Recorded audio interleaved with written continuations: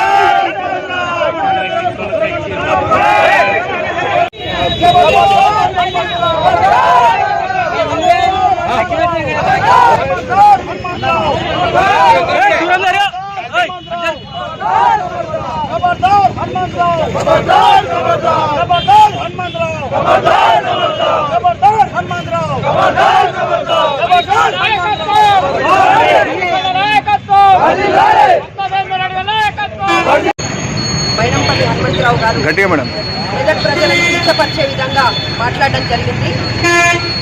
ఈరోజు మెదక్ ప్రాంతం అభివృద్ధి చెందింది అంటే తెలంగాణ వచ్చిన తర్వాత అది కేసీఆర్ గారి నాయకత్వంలో, హరీష్ రావు గారి నాయకత్వంలో, మత్తా దేవేందర్ రెడ్డి గారి ఇక్కడ స్థానికంగా ఎమ్మెల్యే ఉన్నారు కాబట్టి